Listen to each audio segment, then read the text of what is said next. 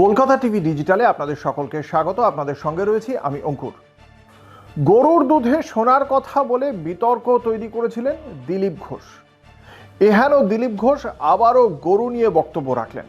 এই মুহূর্তে রাজ্যের পঞ্চায়েত, গ্রামোন্নয়ন এবং কৃষি বিপণন দপ্তরের মন্ত্রী দিলীপ ঘোষ তিনি বলেছেন, কাঁকুরগাছিতে একটি চা চক্রে যোগ দিয়ে দিলীপ ঘোষ বলেছেন যে গরুর গায়ে হাত বোলালে যে রক্তচাপ আছে সেই উচ্চ রক্তচাপ থাকলে তা খানিকটা বেটার হয়, ভালো হয়ে যান সেই রোগী, এমনটাই বলেছেন দিলীপ ঘোষ।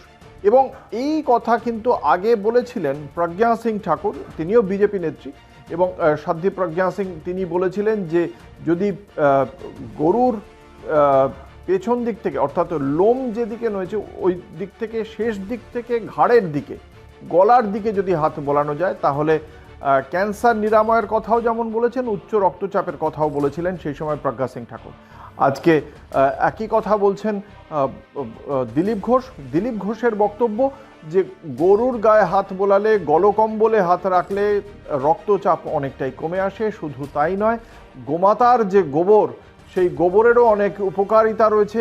দেহের অনেকাংশে ফুলে যায়, সেই ফোলার জায়গার ওপর যদি গোবর লেপে দেওয়া হয় তাহলেও সেক্ষেত্রে নিরাময় হয় বলেই দাবি দিলীপ ঘোষের।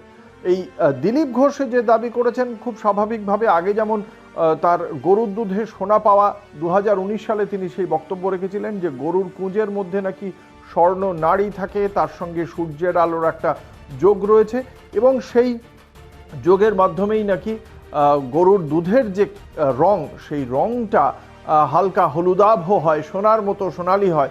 এই ব্যাপারটা একটা ব্যাখ্যা ছিল দিলীপ ঘোষের। সেই দিলীপ ঘোষের পক্ষ থেকে আবারও বলা হচ্ছে যে গরুর গায়ে হাত বোলালে, গলকম্বলে হাত রাখলে উচ্চ রক্তচাপ কমে যাবে। তবে এই কথাটা যে সম্পূর্ণ উড়িয়ে দেওয়া যাবে কি?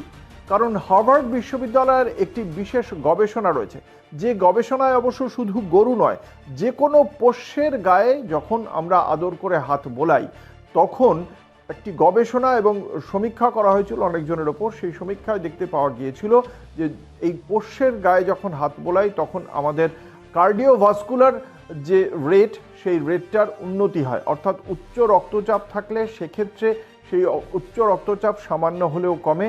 সার্বিক যে কার্ডিওভাস্কুলার হেলথ বা রোগীর ক্ষেত্রে যে বিষয়গুলি দেখা হয়, সেই কার্ডিওভাস্কুলার হেলথের উন্নতি হয় বলেই গবেষণায় দেখেছিলেন, এবং সেটা যে কেউ নয়, সেটা হার্ভার্ড বিশ্ববিদ্যালয় দেখেছিল। এবং সেই কারণেই হার্ভার্ড বিশ্ববিদ্যালয়ে যখন এই যে কোনো পোষ্যের ক্ষেত্রে বলা হচ্ছে, যদি দিলীপ ঘোষ সেখানে সেই যে কোনো পোষ্য থেকে গরুর দিকে এগিয়ে যান তাহলে তাকে কতটা দোষ দেওয়া যায় সেটা এবার আপনারা বিচার করুন।